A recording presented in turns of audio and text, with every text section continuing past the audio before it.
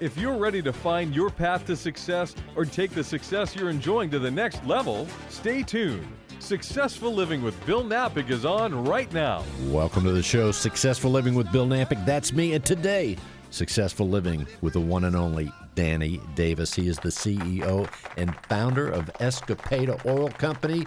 Danny, welcome to the show. Hey, Bill, thanks for having me in today, and I hope we have a decent conversation and cover about everything we need to cover. And we're going to cover everything. We're going to take success to the next level, but most of all, we're going to find out a little bit about your company and some of the things that you've done. First, people, especially here in Houston, but even far beyond, think about us in terms of the oil business. You have been in the oil business for many years. Let's tell people, if they said, hey, Danny, how's the oil business right now as we end 2019? It's probably a little bit slower than it was 6 or 8 years ago when the horizontal shale plays were really picking up and going wild, and your oil prices were at $100 or $90, which help your returns and your ROIs and all that very well. But you can still make a living at $50 and $55. You just have to watch your costs, drill the right projects, and manage your production, and you'll do just fine.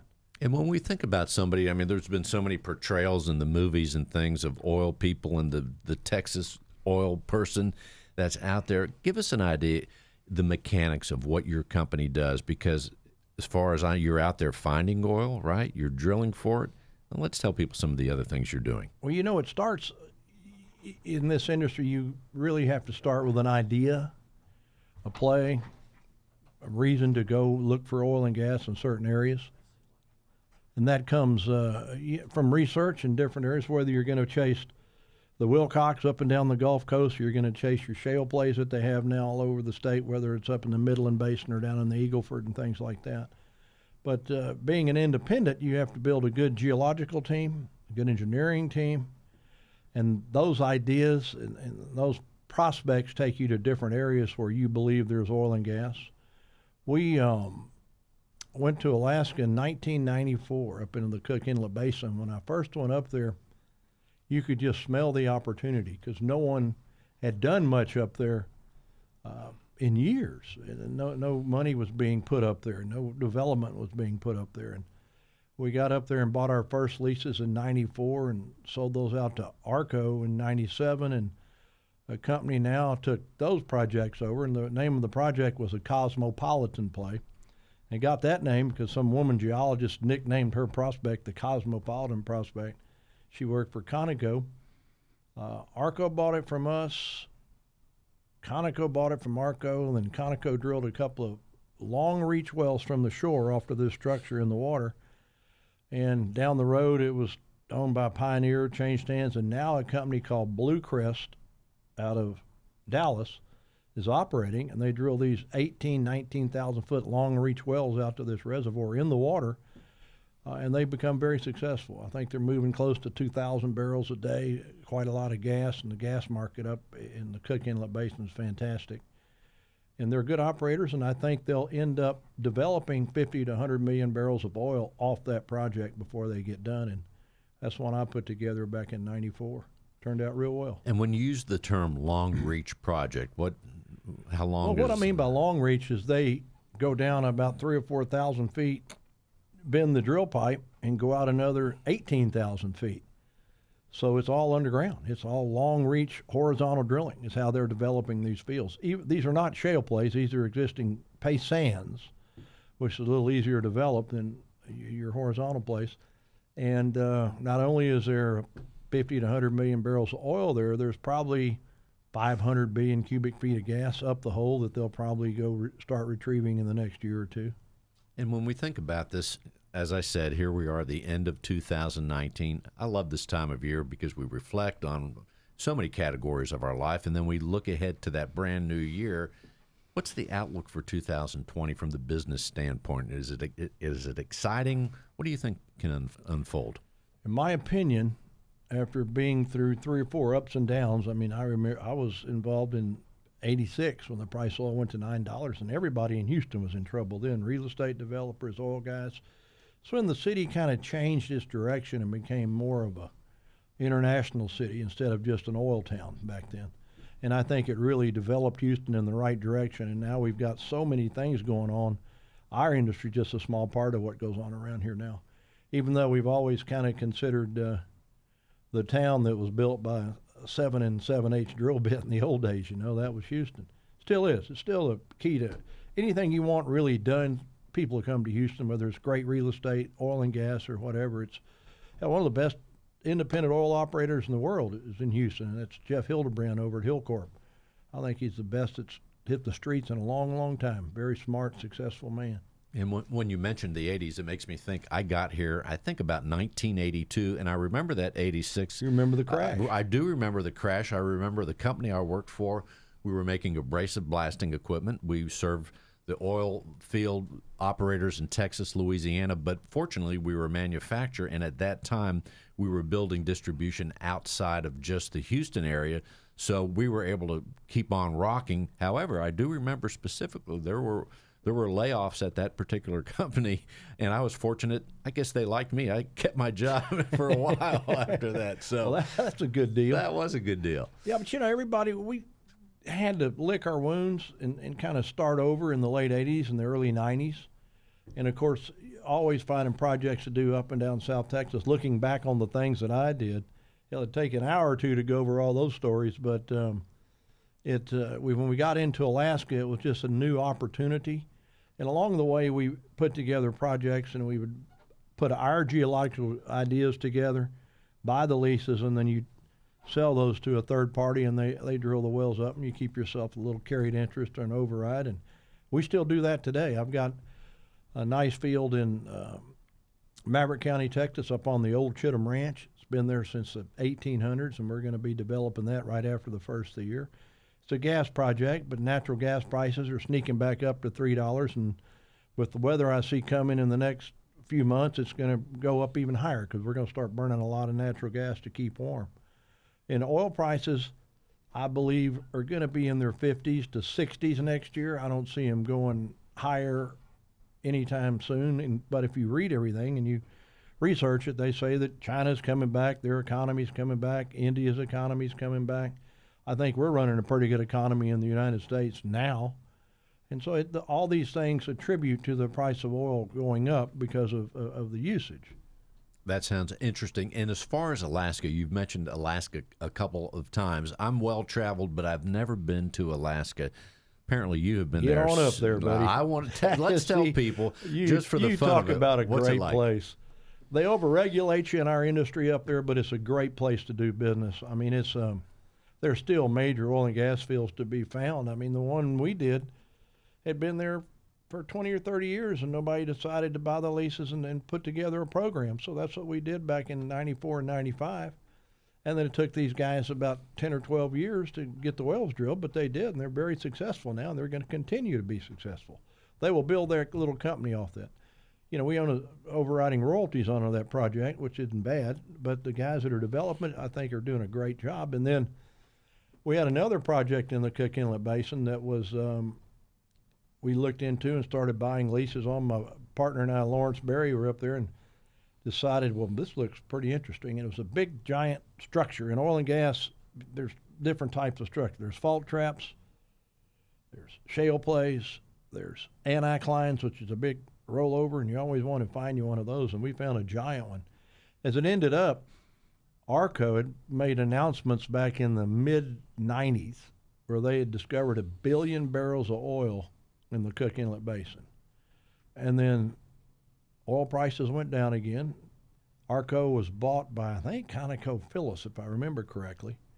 And they kind of abandoned that play and left it alone. Well, Lawrence and I went up there and looked it over with our geologist, Walter Wells, and another geologist from Anchorage, Bob Wortham, who knows where all the oil is. It helps to have a guy like that. He's a genius when it comes to finding oil up there. And when I talk about Bob Wortham, he and his company found a 1 billion barrels up on the slope, but it's hard to develop it. You've got a lot of infrastructure, and it'll take a few $100 million to hook it up.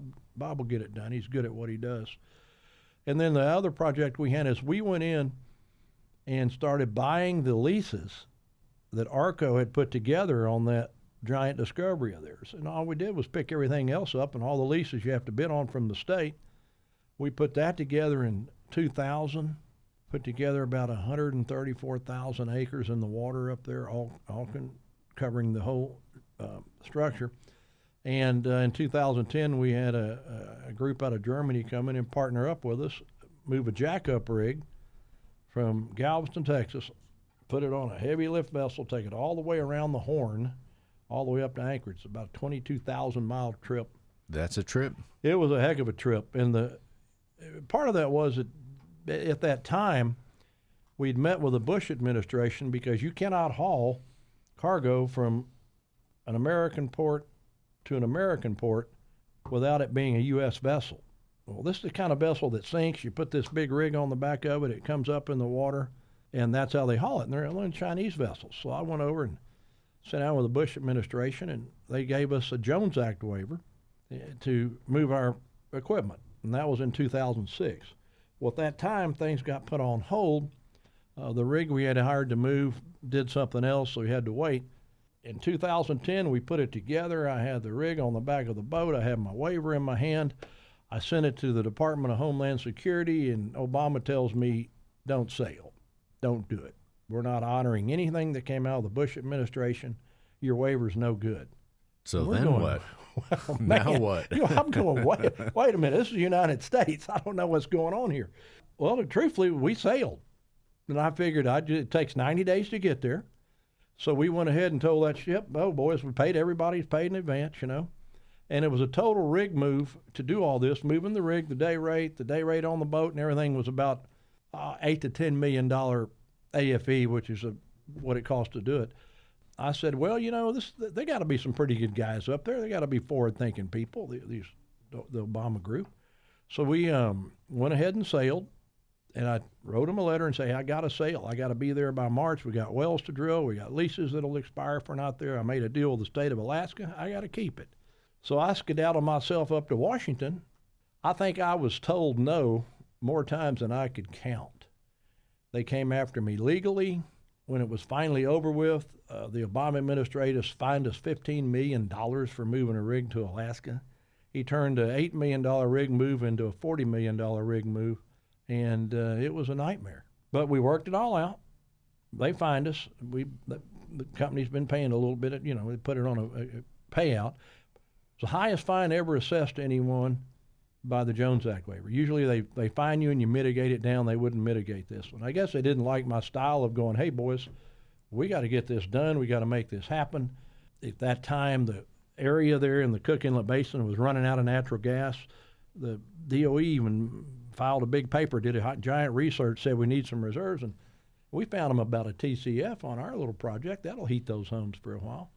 But it's just one of the things you go by, but they didn't. The thing is this is part of our conversation here, don't ever give up on what you believe in and stay on target and just tell the truth along the way and everything will work out just fine. Don't give up. We're talking with Danny Davis, the CEO and founder of Escapeda Oil Company. Danny, let's tell people, as we have maybe 8 minutes left, you and I were talking and we met at the Palm Restaurant. We love the Palm Restaurant. You've been going there a little bit more than I have, but we're both, yeah. I'll say we're regulars, some great food there. But let's tell people, you mentioned you had some health challenges and learned a few things along the way. Let's kind of hit some bullet points on that. Well, I guess it's just part of living your life. I beat terminal cancer 3 times. Not once, but 3 times. 3 times. I started with stage 3 melanoma in my lymph node system, came back stage 4 in my lungs, came back again stage 4 in my shoulder not too long ago. But, you just have to do your research, stay on target, work with the doctors, don't let them work you. I love these guys, but they're professional guessers, so I figure I'm just as good a guesser as they are. And a good takeoff on that. And first go-around when I had the malignant melanoma, it was stage 3. I went to MD Anderson. I took my buddy Lawrence with me, and my mom, of course, when she was still alive. And we go up there, and here comes this group of doctors, about 10 of them in there. And they start telling me everything we can do. We can do this. We can do that. There is no cure in 2001 for melanoma, but you can try this. And if you try this, you'll be sick every day.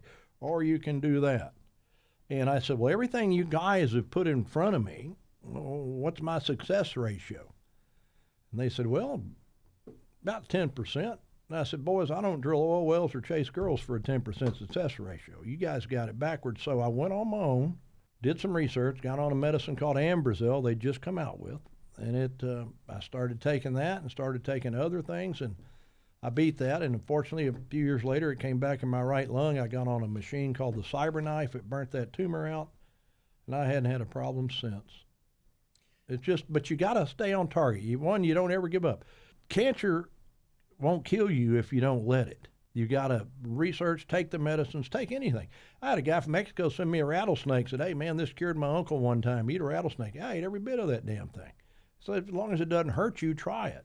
And I think that's part of Trump passed a law a couple of years ago where you're allowed to go out and do whatever you want instead of you the mean in FDA terms of medication?